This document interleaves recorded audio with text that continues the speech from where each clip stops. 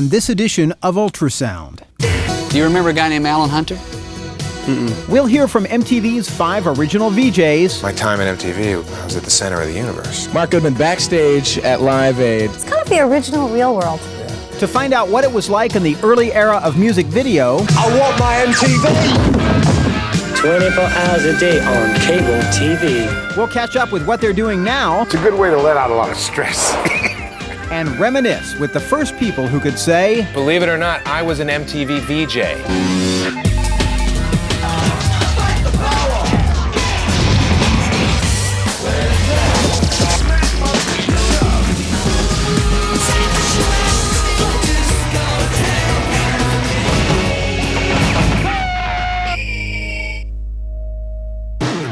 MTV has seen more than its share of intriguing personalities come through its doors over the years. Then Weasel. Each of them bringing their own special brand of small-screen charisma to the airwaves. But all these talented people owe a debt to the original VJs, the groundbreakers, the fearless pioneers who throughout the channel's infancy and adolescence were the human face of MTV. But back in 1981, they were just 5 music-loving men and women with fresh faces and fresh outlooks.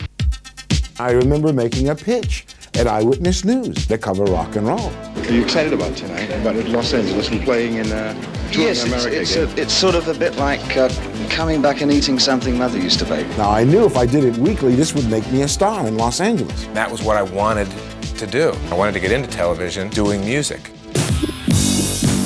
I was in a David Bowie video fashion, and that gave me my first taste of what a music video was.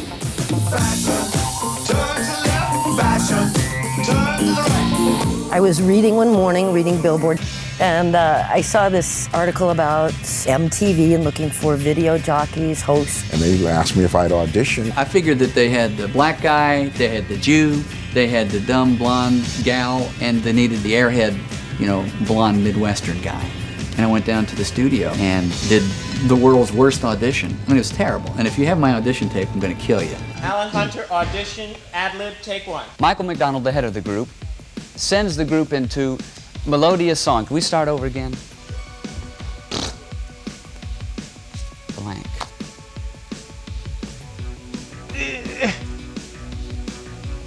It goes nowhere. They're evil. These are evil people. Thank you very much. I went back twice more, I guess. And then 2 days later, they called and said, you're hired. And I said, hired for what? What the hell is this show? 24 hours a day of video? When I first, got what it was like, oh, right, okay, right. 24-hour radio, but on television. It makes perfect. God, that makes sense. God, that's a good idea. God, why didn't I think of that? It's exactly what I wanted to do. That's what I wanted to do in Los Angeles, basically, was making it in a small kind of local way, make that leap. Now here they were going to do it nationally, possibly internationally. So I loved the vision that they had. It was extremely exciting. Then there was Meg Griffin, one of New York's most respected DJs. MTV had selected her to be an original VJ, but she never made it onto the air. She quit. And Martha should be very happy that she quit because Meg was the Martha Quinn type. I was an intern at WNBC. What that really meant was I was in the back closet alphabetizing hundreds and hundreds and hundreds of singles. Martha was in college 5 minutes before MTV started, JJ came from KLOS, Mark went from WPLJ, and I was dispensing toilet paper at Weinstein Dormitory at NYU. I went to New York, and for that month, as soon as I got there, basically, we were rehearsing. It seemed like forever from the time that I got the job until we were on the air. It never seemed like it was ever going to happen, really. T-minus 45 seconds and counting. None of us had any idea. It wasn't going to come on in Manhattan. The cable system there didn't have it. So the night of the big launch, we were going to have a big party out in Jersey. We had to get on a bus and go to Jersey. T-minus 20 seconds and counting. And we're downstairs in this basement. It was perfect for MTV because we wanted to be like that sort of rebel group, and we were, man. They stuck us down in the basement. There's a million people and some, cheesy hors d'oeuvres. Technical glitches caused the initial segments to air out of order, but all the VJs would treasure their memories of that first night. This is launch control at T-minus 10, 9, 8, 7, 6. We were, the 5 of us certainly were just incredibly excited. We were just nervous. 5, 4, we've gone for main engine start. At 12 o'clock, all of a sudden, boop, The rocket blasts off, and I swear everybody was just like, We have main engine start.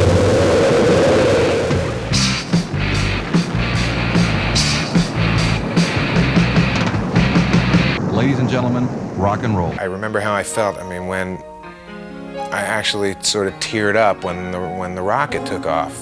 Everybody was just holding each other and crying, and just, here it was, because so many people had worked for so long for this unknown thing. It was finally, this baby was being born. I heard you on the wireless back in 52. Video killed the radio star. The first part of the song still gives me tingles. You know, it just drives me crazy.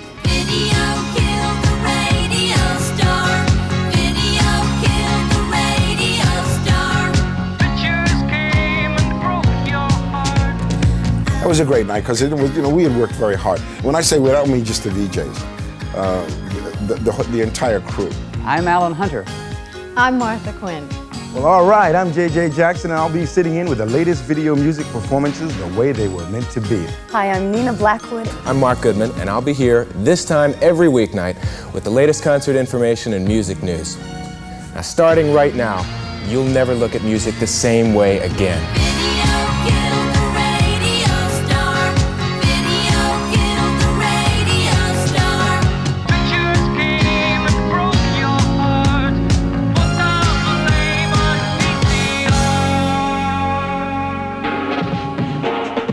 It seemed sort of like we were all in college, and it was, hey kids, let's put on a show.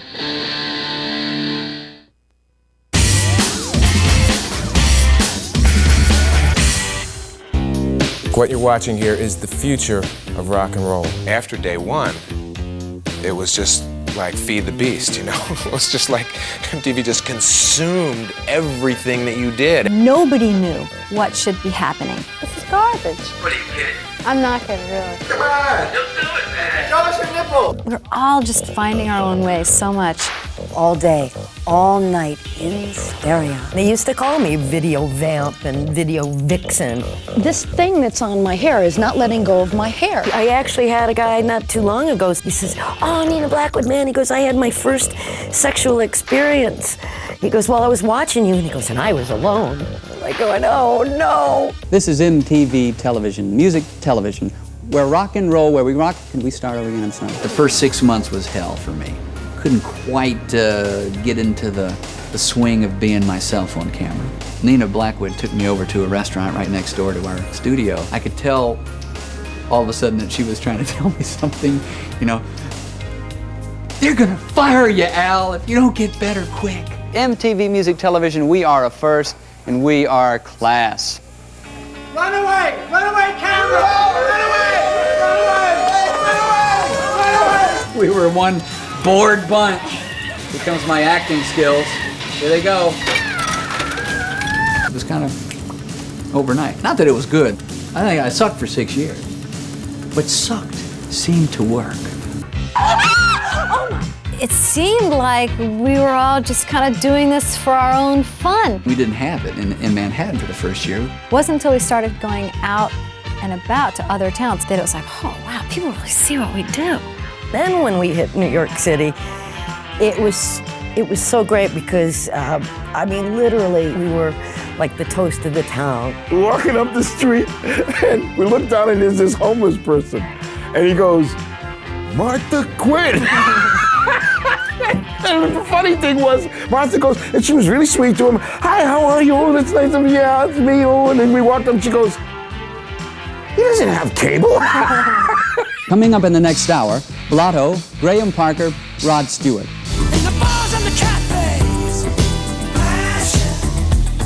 The horrible fact about the beginning of MTV was that they didn't have a whole lot of catalog there. A lot of Rod Stewart and Pat Benatar. Thank heaven somebody had done some videos. I think the hesitation in making videos was that this video realm was going to certainly kill music. They were playing a lot of like obscure stuff that was coming out of England and different things like that.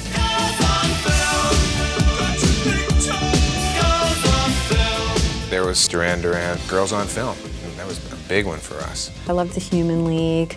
I loved Kaja Gugu.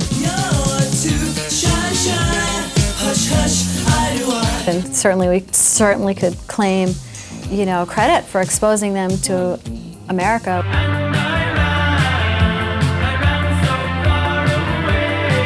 All of a sudden then kids were going to record stores saying, we want these records, and the record stores said, where are you seeing this? On MTV? So they started stocking it and the business got better. And from a commercial standpoint, what the heck, that's not so bad. I want my MTV. All right. Welcome back to MTV. It's good to have you here. Good to see you. Yeah, right. It's great. The major interviews went to my brethren there, Mark and JJ, who were probably a little bit more musically knowledgeable about things. So when it came to Paul McCartney and that kind of stuff, of course they were down beating the doors down. You know, occasionally you run into, like, Mark would want to do Springsteen and I'd want to do Springsteen. So, you know, like, you know, you're jockeying for position, but it was no big deal. Let's talk about your stage show a little bit then. It's kind of like a horror show, but on the stage with things like midgets with humps and things. You know. Ozzy was probably the most difficultly weird interview I've ever done. And you think, well, I know this guy, but where do I know this guy from? When my manager goes, oh, hello. You know. I'm looking at the producer, he's not even answering the right question. He's somewhere else. David Lee Roth, who I loved Van Halen. Couldn't wait to interview him, but I knew, I was prepped, you know, I knew, man, Dave's gonna come in here, he's gonna be a partier, he's not gonna answer any of my questions. There's no one more charming on the earth than David Lee Roth. And you see me, and I'm sitting like this. That doesn't mean smile and fun and boogie all the time. It's very possible to have a great time without smiling once. He must have just thought, what, who did they stick me with?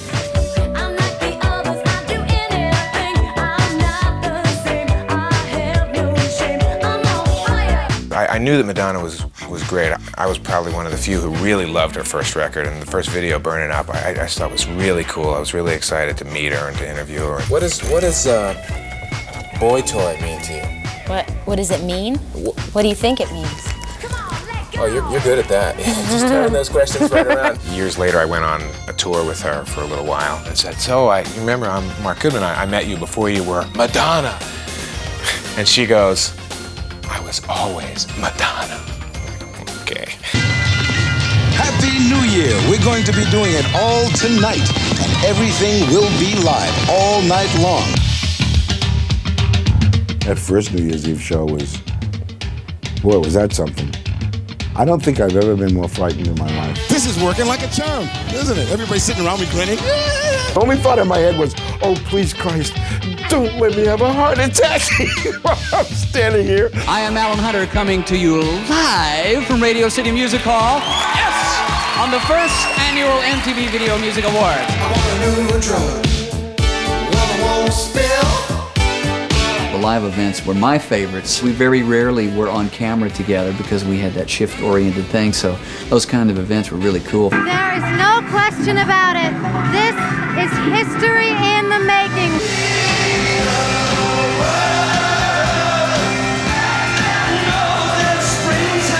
I really felt like a part of it that day, you know?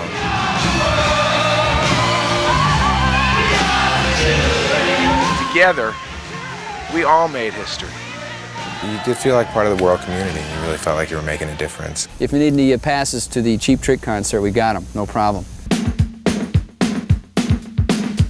I was probably known as the VJ who liked most to be out of the studio. How about it, huh? I liked being around people. I liked kind of doing the man in the street thing. Can you flex and talk at the same time? Yeah. A nudist Christian church? Yes, sir. Why aren't you nude now? Tell you what, I haven't looked yet, but are those fig leaves? No.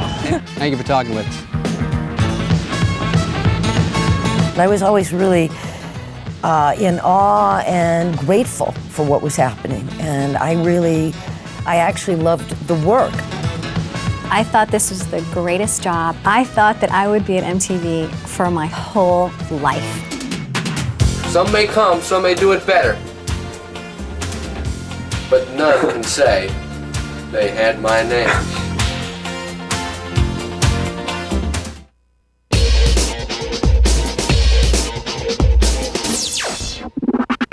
I would see Mark and JJ making tapes of stuff, and I'd be like, ha ha, I don't need to make tapes. I'm gonna be here forever. I don't need to have any kind of resume reel. I'm Martha Quinn, and I've got music news. Our original duties as VJs were gradually starting to be taken away. Kurt came in, and it's not Kurt's fault, but they were dividing it up a little bit to the news department, and then what we were doing on the air.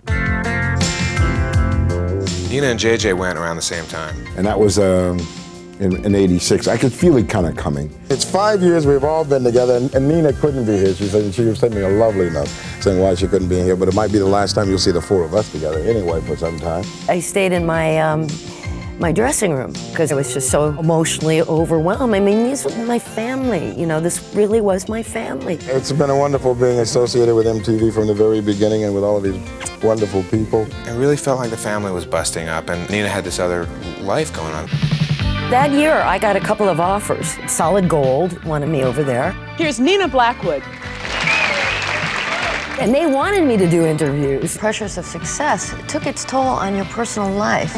You get caught up in a world that sometimes is unrealistic. So it was just the timing. We were all amazed that we were there that long.